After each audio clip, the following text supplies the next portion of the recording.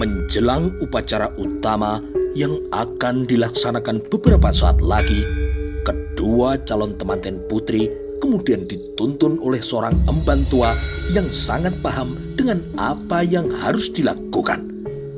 Emban tua itu menggandeng tangan Sri Kitarya mendekat Ibu Ratu Tribuaneswari, dan Sri Kitarya segera bersimpuh sujud mencium kaki Ibu Ratu Tribuaneswari yang belum apa-apa ia telah berlinang air mata.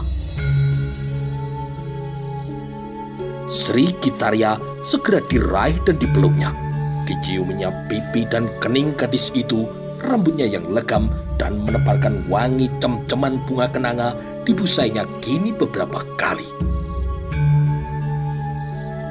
Mohon doa restu Ibu Ratu, bisik Sri Kitarya yang terdengar jelas di telinga Ibu Ratu Tribuaneswari. Aku iringi dengan doa dan puja setiap saat dan waktu, Nduk. Semoga kau temukan kebahagiaan yang sejati.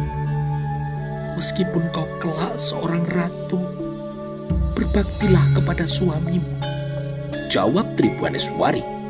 Ketika Sri Kitarya berlinang air mata dengan ujung selendang sewarna dengan tanah dibasuh dengan air mata itu, yang kemudian diakhiri dengan anugerah pelukan. Berbahagialah anakku, bisik Tribuaneswari. Berbinar mata Ibu Ratu Narendra Duhita yang bersebelahan dampar dengan kakak kandungnya ketika menerima sungkem dari Sri Kitarya. Dengan ketulusan hati tanpa sisa, Ibu Ratu Narendra Duhita memeluk dan kemudian memberikan restunya.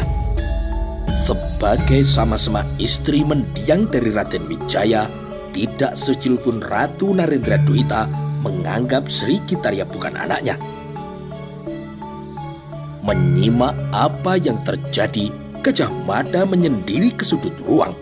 Prajurit muda yang memiliki pengaruh demikian besar di dunia keprajuritan itu dengan seksama memperhatikan raut muka Raden Kudamerta, seolah-olah ia tengah menggerataki semua pori-pori kulitnya.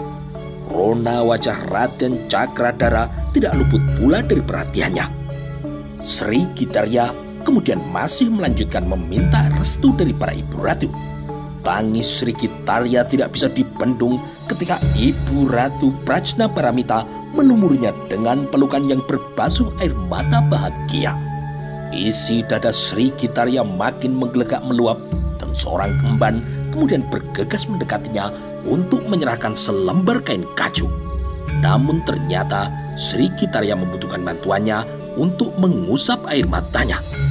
Dengan berjongkok sambil menyembah, emban muda itu kemudian memenuhi permintaan bantuan itu.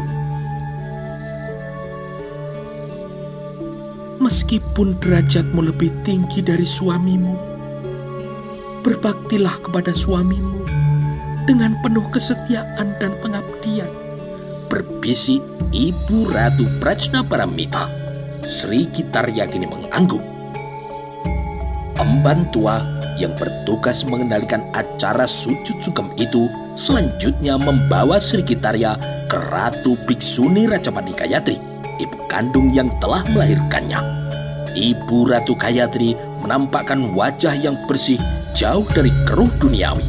Senyuman yang ditebar oleh anak kelima dari Sri Kertanegara itu menjanjikan ketenangan dan kedamaian kepada siapapun yang datang kepadanya. Bahwa Ibu Ratu Biksuni Gayatri telah terbebas dari mata rantai karma, mata rantai sebab dan akibat, terlihat dari warna hatinya yang tidak meluap ketika melihat buah hati yang telah dilahirkannya kini memasuki pintu gerbang rumah tangga. Ratu Biksuni Gayatri meyakini bahwa bahagia yang terlalu bahagia adalah hal yang menyesatkan, seperti orang yang terjerat duka sampai amat berduka hingga lupa segalanya. Di depan Ratu Biksuni Gayatri yang berdiri, Sri Kitarya duduk bersimpuh. Emban tua itu melanjutkan kembali tugasnya. Kali ini untuk Sekar Kedaton Dyahuyat yang terlihat lebih tegar dari kakaknya, atau boleh jadi merupakan penampakan dari isi hatinya yang tidak bisa menerima dengan tulus pernikahan itu. Ketika para ibu ratu menangis yang menulari siapapun untuk menangis, Dyahwiyat sama sekali tidak menitikkan air mata. Manakala menatap segenap wajah yang hadir di ruangan itu, yang hadir dan melekat di benaknya justru wajah Ratanca. Ayunan tangan Gajah Mada yang menggenggam keris ke dada prajurit tampan itu masih terbayang melekat di kelopak matanya. Srijaya Negara yang sudah berbentuk jasad tanpa jiwa, di matanya masih bagai menggeliat meronta-ronta kesakitan karena racun yang mematikan yang telah diminumnya. Rangkaian peristiwa itu kini membayang dan sangat susah untuk dienyahkan. Sekejap kemudian Dyahwiyah kaget ketika tangan emban tua itu menyentuh lengannya. Seketika lenyap terampas segenap lamunannya. Dyahwiyat merasa kakinya kini sangat ringan dan juga melayang-layang ketika emban tua itu membawanya kembali melangkah. Bayangan Raden Kudamerta dan juga Raden Cakradhara bergoyang ketika Dyahwiyat melintasinya. Tanah tempat kakinya berpijak kini bergelombang serasa tidak rata. Emban tua itu terkejut ketika Dyahwiyat sedikit terhuyung, tetapi dengan segera ia dapat menguasai diri. Apa yang terjadi itu tidak luput dari pandangan para ibu ratu dan juga memaksa Ratu Biksuni Gayatri mencuatkan sebelah alisnya kini. Bahkan Gajah Mada dan Mahapatih Aryatada mampu menangkap kejadian itu dan memperhatikan lebih cermat. Raden Cakradhara yang juga melihat tidak berusaha untuk menelusuri lebih jauh. Sementara Raden Kudamerta kebetulan sedang menunduk sehingga tidak melihat apa yang tengah terjadi. Para ratu memperhatikan sikap Dyahwiyat itu dengan lebih cermat. Manakala sungkem itu dilakukan di hadapan Ibu Ratu Tribhuwaneswari, Dyahwiyat tidak mengeluarkan secuil kata-kata pun. Juga tidak basah pula air matanya. Gadis itu hanya menunduk dan dengan sangat santun ia merapatkan dua telapak tangannya dalam sikap menyembah. Ibu Tribhuwaneswari kemudian meraih dan memeluknya. Diciumnya kening sekar kedaton itu dengan sangat hikmat. Jalanilah hidupmu, Nduk. Jadilah seorang ratu yang baik untuk rumah tanggamu. Semoga Hyang Widi memberimu keturunan yang berbakti dan berguna bagi negeri ini. Dyahwiyat nyaris tidak mengangguk. Terima kasih, Ibu Ratu, jawabnya dengan sangat lirik. Emban tua yang bertugas menuntun Dyahwiyat menjalani acara itu kini merasa heran. Namun disimpannya rasa penasaran itu dalam hatinya, bahwa dalam dada Dyahwiyat mungkin sedang ada gumpalan sesak yang membuncah dan menggelegak. Kini makin terbaca dari sikap Dyahwiyat yang hanya diam tidak berbicara apa-apa manakala melakukan sungkem di hadapan Ibu Ratu Nanendradwita dan Ibu Ratu Prajnaparamita. Dari raut mukanya terbaca jelas Dyahwiyat sangat tidak senang menjalani perkawinan itu. Raut muka Dyahwiyat itu juga tidak luput dari perhatian Ibu Ratu Biksuni Rajapandi Gayatri. Bagaimanapun juga, ratu termuda janda mendiang Raden Wijaya itu adalah perempuan yang telah melahirkannya, memberikannya air susu, melengkapi rasa kasih sayang yang dilimpahkannya, yang merasa cemas ketika anak itu sakit dan selalu berharap semoga ketika dewasa kelak ia akan menemukan kebahagiaannya. Sebagai seorang ibu, dengan sendirinya Ratu Gayatri amat mengenali bahasa wajah ataupun bahasa sikap dari anaknya itu.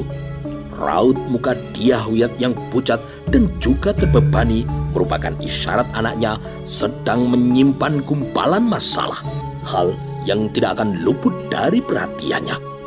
Namun Dyahwiyat Raja Dewi Maharajasa memang tidak punya pilihan lain, dan sebagian diantaranya memang merupakan kesalahannya sendiri. Mestinya Dyahwiyat menolak ketika ikatan perjodohan itu dulu dirancang. Buah dari sikap yang demikian itu kini harus ia petik. perkawinan itu harus dijalani sampai tuntas. Walau kakinya bagai kehilangan tenaga untuk menopang tegak tubuhnya, walau mulutnya terkunci, kehilangan kekuatan untuk berbicara mengucapkan ikrarnya, Dyahwiyat tidak mempunyai pilihan lain kecuali harus menerima apa yang telah disodorkan itu. Maka demikianlah, melalui rangkaian adi upacara perkawinan itu, Sri Gitarya Tribuana Tunggadewi Jaya Wisnuwardhani telah menjadi seorang istri bersuamikan Cakreswara Sri Kertawardhana Prabu Singosari. Sementara Dyahwiyat Raja Dewi Maharajasa merasa dirinya kini terjebak dalam perkawinan yang tidak bisa dihindarinya. Ia kemudian bersuamikan Kudamerta Sri Wijaya Rajasa Sang Apanji Wahningyon. Malam menukik tajam bersamaan waktu dengan rangkaian perkawinan agung di Istana Wilwatikta. Sebenarnya tempat itu tidak jauh dari kota raja, namun berada di luar dinding batas kota raja. Dari tempat itu, pada siang hari, Candi Brahu kelihatan puncaknya. Di dalam sebuah rumah, seseorang terlihat amat gembira. Orang itu tertawa amat lepas tergelak-gelak. Sangat aneh karena ia lakukan itu bersebelahan dengan seorang perempuan muda yang berlumur air mata.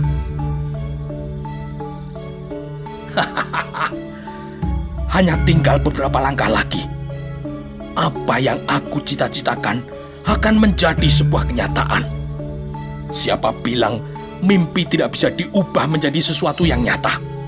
Kelak, aku akan menjadi Mahapati. Dan siapa tahu, malah bisa menjadi raja. Benar-benar berbalikan dengan sikap laki-laki tua itu yang demikian gembira merengkuk di sudut pembaringan. Perempuan itu menangis sesenggukan. Meski tidak terdengar sedu-sedan, air matanya yang membanjir melunturkan pupur yang telah dilaburkan ke permukaan wajahnya.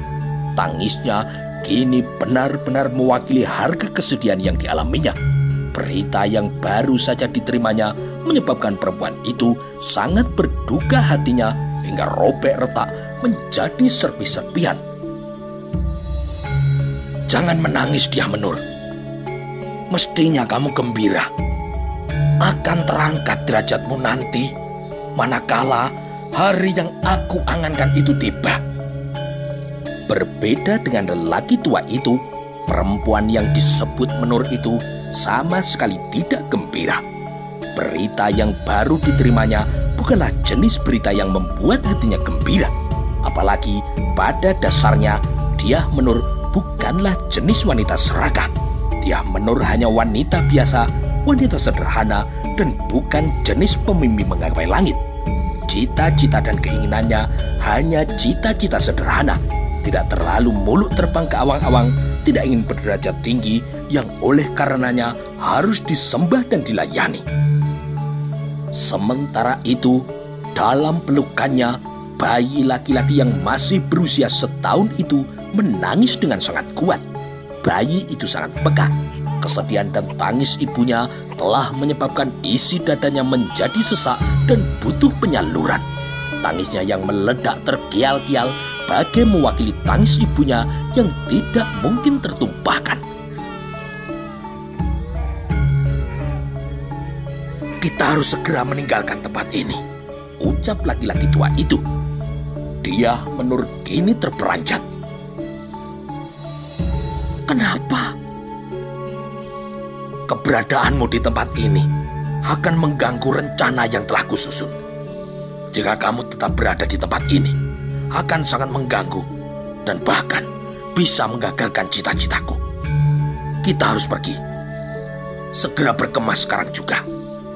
Betapa remuk hati Menur yang merasa harus melakukan sesuatu yang berlawanan dengan kata hatinya. Namun, melawan kehendak orang itu akan berakibat buruk bagi dirinya. Laki-laki itu sangat kejam. Ancaman akan menyakiti dirinya bukanlah ancaman yang paling kejam. Ancaman terhadap anaknya lah yang justru sangat mengerikan baginya. Apabila tidak dituruti apa yang menjadi kehendaknya, nyawa anaknya bisa menjadi taruhannya. Setiap kali ia melawan, ancaman terhadap anaknya akan ia hadapi. Laki-laki tua itu tidak segan-segan untuk membuktikan ucapannya. "Ayo cepat berkemas," laki-laki tua itu menghardik. "Kita akan kemana?" balas dia Menur. "Sudah, jangan banyak bertanya. Berkemaslah. Kita harus pergi sejauh-jauhnya meninggalkan tempat ini," kata laki-laki tua itu. Dia Menur Hardiningsih merasa tidak ada gunanya bertanya. Yang ia lakukan hanya menjalankan perintah itu tanpa hak untuk mempersoalkannya. Dengan separuh hatinya yang telah hilang entah kemana, dia Menur berkemas. Tangis dari anaknya kini semakin mengeras dan menguat. Dan hal itu telah menyebabkan lelaki tua itu merasa terganggu dan tidak senang. Teriakan lelaki tua itu bukannya membuat bayi itu terdiam ketakutan, namun tangisnya kini malah semakin menjadi-jadi. "Kau bisa membungkam mulut anak itu tidak? Kalau tidak bisa, akan aku bantu untuk mencekik lehernya. Bagaimana?" ancam laki-laki tua itu. Dia Menur kini menjadi gugup. Menenangkan anaknya bukanlah pekerjaan yang gampang. Tangis bayinya bermula dari ketidaktenangan hatinya. Dia Menur kemudian segera berdamai dengan dirinya sendiri, menenangkan dirinya sendiri. Dengan berusaha berdamai dengan dirinya sendiri, tidak gugup akan membuat bayinya ikut menjadi tenang. Tengah malam kini telah terlewati dengan udara dingin yang menggigit tulang. Udara yang telah dikemuli kabut yang semakin menebal dengan jarak pandang yang sangat terbatas. Dalam keadaan yang demikian itulah dia Menur harus menuruti kehendak dari laki-laki tua itu. Seolah harus berebut dulu dengan waktu, takut bila keduluan matahari yang nanti akan terbit.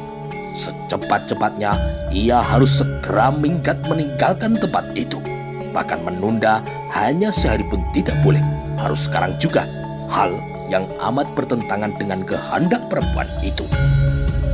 Beberapa langkah kaki setelah mereka meninggalkan rekol rumah, dia Menur membalikkan tubuh dalam upayanya untuk melihat yang terakhir kalinya rumah yang dalam beberapa bulan itu ditempatinya. Namun laki-laki tua itu tidak senang dan dengan segera ia menggelandangkan tangannya dan disentakkan dengan kasar, dan hal itu telah menyebabkan dia Menur nyaris jatuh dan bayinya nyaris terpelanting. "Bungkam mulut anakmu. Jangan sampai ia menimbulkan tanda tanya orang yang mendengar. Tangis bayimu itu nanti bisa dikira demit." Sebenarnya lah memang ada orang yang mengira tangis bayi itu berasal dari mulut demit. Seorang istri yang sedang berada dalam pelukan suaminya kini mendadak mencuat matanya. Diperhatikannya suara itu dengan seksama. Bergegas, ia kemudian mengguncang pundak suaminya. "Ada apa?" "Kau dengar suara itu, Kang?" "Suara yang mana?" "Yang itu, Kang. Itu suara bayi yang menangis." "Itu suara demit." "Sudah, sekarang tidurlah," jawab suaminya sekenanya. Istrinya yang justru kini kebingungan karena menganggap suara bayi yang menangis itu benar-benar adalah suara demit. "Kang, aku takut. Apa itu benar-benar suara demit?" tanya sang istri. "Iya, itu memang suara demit. Ayo cepat tidur." Jawaban itu sontak telah menyebabkan perempuan muda itu menjadi gelisah ketakutan. Dengan segenap rasa cemas, ia menyusup ke pelukan suaminya. Rasa kantuk segera terusir dari benak lelaki itu. Kali ini ia benar-benar terbangun sempurna. Terusir entah kemana rasa kantuknya, justru karena laki-laki itu kini terbelalak. "Kau dengar suara itu kan, Kang?" "Itu betul suara bayi." "Apa aku bilang?" Laki-laki itu tiba-tiba terbangun dan bergegas. "Kang, mau kemana?" tanya istrinya yang sangat ketakutan, cemas karena akan ditinggalkan suaminya. "Aku mau mengunci pintu. Pintunya lupa diselarak." Nun jauh di sana, suara menakutkan itu semakin menjauh. Namun suara gemerasak pohon bambu yang bergesekan yang telah diterjang angin deras bagaikan barisan hantu yang memburu bayi malang itu.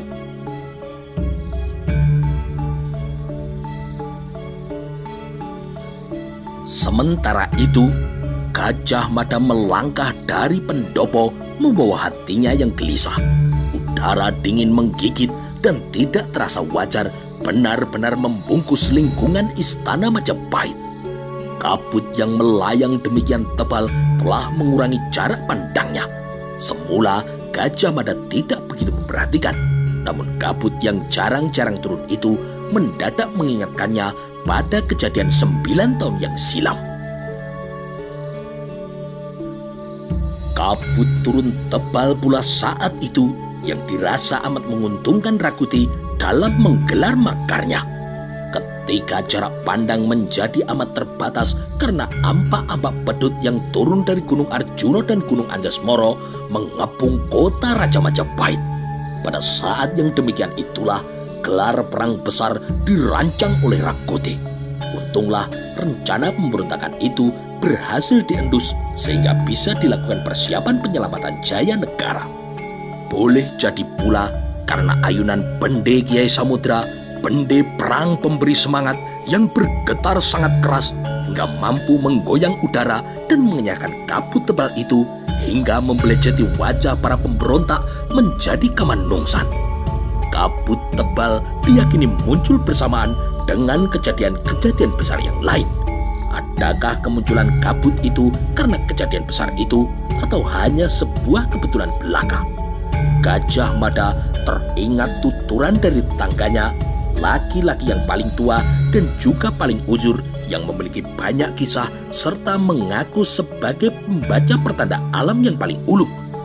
Malam kematian Ken Dedes dianggap sebagai peristiwa paling sulit dilupakan.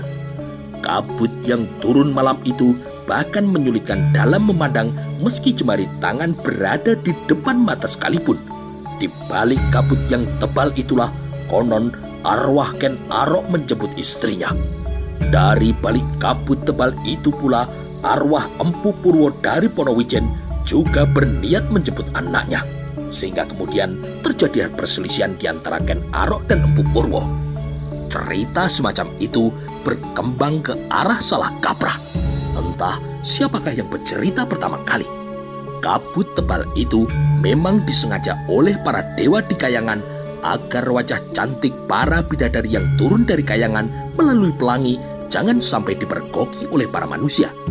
Para bidadari itu turun untuk memberikan penghormatan kepada satu-satunya wanita di dunia yang terpilih sebagai Sang Ardana Riswari, yang berarti wanita utama yang akan menurunkan raja-raja besar di tanah Jawa. Maklum, sebagai Sang Ardana Riswari, Ken Dedes adalah titisan dari Prajna Paramita, Dewi Ilmu Pengetahuan. Apa benar kabut tebal itu turun karena para bidadari turun dari langit? Gajah Mada tidak bisa menyembunyikan senyumnya, dan dari kenangan kakek tua itu yang telah menuturkan cerita itu dan mengaku memergoki para bidadari itu, lalu mengambil salah seorang di antara mereka menjadi istrinya. Namun kemudian Gajah Mada tersenyum ketika ia teringat anak dari kakek tua itu perempuan semua dan berwajah jelek semua. Sama sekali tidak ada pertanda titisan bidadari. Mirip cerita Joko Tarub saja. Lagi pula, setauku tidak pernah ada pelangi di malam hari. Pelangi itu munculnya selalu siang dan ketika sedang turun hujan. Lebih jauh soal kabut yang tebal pula, konon ketika calon arang si perempuan penyihir dari Girah marah dan menebar tenungnya, kabut amat tebal membawa penyakit turun tidak hanya di wilayah tertentu, namun itu merata di seluruh negara. Dan hal itu telah menyebabkan Prabu Airlangga dan Patih Narutama kebingungan dan terpaksa meminta bantuan kepada Empu Barada untuk meredam sepak terjang wanita yang menakutkan itu. Konon, Empu Barada benar-benar sakti. Empu itu menebas pelepah daun keluih yang melayang terbang ketika dibacakan japa mantra. Dengan beralaskan pelepah daun itulah Empu Barada terbang membubung ke langit dan memperhatikan seberapa luas kabut pembawa tenung dan penyakit itu. Empu Barada melihat ampak-ampak pedut itu memang sangat luas dan menelan luas negara dari ujung ke ujung. Untunglah cahaya Hyang Bagastoro yang datang di pagi harinya mampu mengusir kabut itu menjauh tanpa tersisa jejaknya sedikit pun.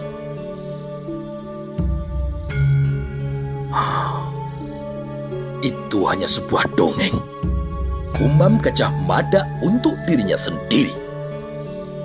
Kabut tebal itu memang mengganggu jarak pandang dan mengganggu siapapun untuk mengetahui keadaan di sekitarnya.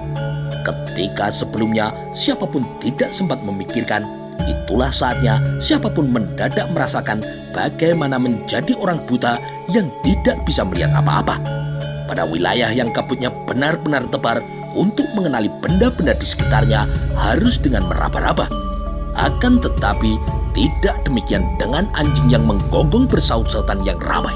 Apa yang dilakukan oleh anjing itu, laporannya akan sampai ke telinga Gajah Mada. Gajah Enggon yang meminta izin untuk bertemu kini segera melepas warostro. Suara sendaren dengan ciri-ciri khusus yang kemudian dibalas Gajah Mada dengan anak panah yang sama melalui isyarat yang khusus pula. Dari jawaban anak panah itu, Gajah Enggon dan Gagak Bongol mengetahui di mana Gajah Mada berada. Gagak Bongol dan Gajah Enggon kemudian segera melaporkan temuannya. "Kakang, kita telah temukan mayat lagi," Gajah Enggon kini melaporkan. Gajah Mada memandangi wajah samar-samar di depannya. "Mayat siapa?" "Prajurit, Kakang. Prajurit itu bernama Kelapang Gendis. Ia mati dengan anak panah yang menancap tepat di tenggorokannya. Tidak ada jejak perkelahian apapun. Sasaran menjadi korban tanpa menyadari arah bidikan anak panah tertuju kepadanya." Gajah Mada merasa tidak nyaman memperoleh laporan itu. Orang yang mampu melepas anak panah dengan sasaran yang sulit pastilah orang yang sangat menguasai sifat Gandewa dan juga anak panahnya. Orang yang mampu melakukan hal khusus semacam itu amatlah terbatas dan umumnya ada di barisan pasukan Bayangkara. Adakah prajurit Bayangkara yang terlibat? "Kami juga temukan mayat yang kedua, Kakang," Gagak Bongol kini menambahkan. "Pelaku pembunuhan yang menggunakan anak panah itu telah mati di batu ular. Mayatnya dicapik-capik beberapa ekor anjing. Pembunuh yang terbunuh ini telah menyisakan jejak rasa kecewa di hati kita, Kakang. Aku tahu, Kakang Gajah pasti kecewa mengetahui siapa dia." Gajah Mada menengadah memandang langit, namun tidak ada apa-apa pun yang tampak di sana kecuali warna pedut yang semakin menghitam legam. "Bayangkara?" "Iya, Kakang." "Siapa dia?" Gagak Bongol dan Senopati Gajah Enggon tidak segera menjawab dan memberikan kesempatan kepada Patih Daha Gajah Mada itu untuk menemukan sendiri jawabannya. Nama pembunuh yang mati di batu ular itu tentu berada di barisan yang tersisa dari nama-nama prajurit Bayangkara yang pernah dipimpinnya. Nama-nama itu adalah Bayangkara Lembu Bulung, Panjang Sumprit, Kartiko Sinubeng, Joyo Boyo, Prada Basu, Lembang Laut, Riung Samudra, Gajah Geneng, Gajah Enggon, Macan Lewong, dan Gagak Bongol. Panji Sabrang yang berkhianat dan menjadi kaki tangan Rakuti telah mati dibunuh oleh Gajah Mada di terowongan bawah tanah ketika pontang-panting menyelamatkan Srijaya Negara. Bayangkara Risang Panjer Lawang telah gugur di Mojo Agung. Ia dibunuh dengan cara yang licik oleh pengkhianat kaki tangan Rakuti. Selanjutnya adalah Meso Kingkin yang juga terbunuh oleh Gagak Bongol sebagai korban fitnah di Angaviat. Terakhir, Singo Prapen atau Bango Lumayang yang berkhianat mati dibunuhnya di Badender ketika Kamanungsan sebagai seorang pengkhianat. Dalam perkembangannya, Bayangkara yang menjadi kebanggaannya dan juga kebanggaan dari Majapahit itu telah mengalami pemekaran dengan kekuatan yang besar dan daya pukul yang mematikan. Akan tetapi, secara pribadi belum ada yang mampu menandingi kemampuan para bekas anak buahnya. Apalagi bila yang dipersoalkan adalah kemampuan mengatur siasat dan juga kemampuan Sandi Yuda. Dalam ulah ngembat watang, nama-nama itu memiliki kemampuan yang tidak bisa diremehkan. Nyaris semuanya mampu melepas 5 anak panah sekaligus dengan arak bidi yang berbeda-beda. Panji Sabrang yang telah memihak kepada Rakuti bahkan mampu membidik sasaran yang amat jauh. Padahal gerakan angin saat itu sedang tidak bersahabat. "Katakan, siapa orangnya?" tanya Gajah Mada yang kini merasa tidak sabar. "Lembang Laut, Kakang." Terperanjatlah kini Gajah Mada mendengar jawaban itu. Bagai disengat kelabang dengan racun yang paling mematikan, masih belum apa-apa, bahkan disengat oleh ular bandotan juga masih belum bisa mengagetkan bila dibandingkan mendengar kematian dari Lembang Laut. Wajah Gajah Mada kemudian dengan segera berubah menjadi bersungguh-sungguh. "Di mana ditemukannya mayat itu?" "Mari silakan, Kakang." Gagak Bongol dan Senopati Gajah Enggon kemudian segera membalikkan tubuh dan bergegas kini melangkah. Patih Daha Gajah Mada melangkah dengan ayunan kaki yang sama lebarnya. Suara burung pencai yang melengking tinggi di langit rupanya sedang kebingungan mencari arah pulang karena demikian tebalnya kabut yang membungkus wilayah terbangnya. Dengan bantuan cahaya obor, Gajah Mada memang bisa mengenali sahabat karibnya yang telah terbujur menjadi mayat itu. Tidak ada habisnya Gajah Mada menyesali kematian itu. Cara mati yang agaknya melalui pilihan yang salah. Amat disayangkan, Lembang Laut terlibat dalam permainan aneh dan dengan sasaran yang jangka panjang akan menggusur kekuasaan Majapahit. Tetapi, benarkah Lembang Laut terlibat dalam permainan itu? Senopati Gajah Enggon kemudian menyerahkan anak panah yang telah dipegangnya kepada Gajah Mada. Gajah Mada dengan segera membandingkan anak panah itu dengan tumpukan anak panah dalam endong di punggung mayat Lembang Laut. Meskipun bentuk anak panah itu bukan jenis anak panah yang biasa dipakai oleh pasukan Bayangkara, masih terlihat ciri-ciri tertentu, terutama jenis bilah bambu yang digunakannya. Dengan segera Gajah Mada menemukan hubungan antara dua kematian itu. Mayat pertama memang dibunuh menggunakan anak panah yang berjenis sama dengan anak panah di gendongan Lembang Laut. Namun kematian Lembang Laut jauh lebih mengerikan karena ia digigit ular tepat di telapak tangannya. "Kematian karena ular menggigit di tangan itu amat tidak wajar," kata Gajah Mada. "Dalam keadaan wajar, tentu bagian kaki yang digigit. Ular itu menggigit tangan, tentu karena ada yang menyerahkannya." "Aku juga berpendapat demikian, Kakang," jawab Senopati Gajah Enggon. Gajah Mada mengangguk.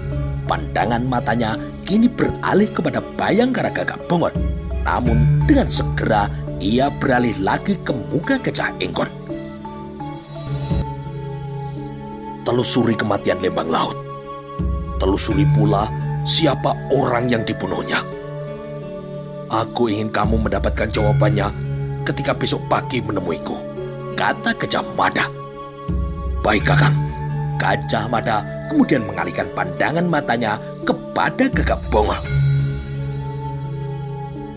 "Bongol, telah aku peroleh perintah dari para Tuan Putri Ratu. Tuanku Baginda Jaya Negara akan diprabukan dan dicandikan di dalam pura di sila petak dan dimbubat. Menurut kehendak para ibu ratu, ketiga tempat tersebut supaya ditandai dengan arca Dewa Wisnu sebagai perwujudannya. Sementara nanti yang di Sukalila dengan arca Amoghasiddhi. Gagak Bongol menerima perintah itu dengan cermat, seksama, dan amat jelas. Gajah Mada tidak perlu mengulangi lagi kata-katanya.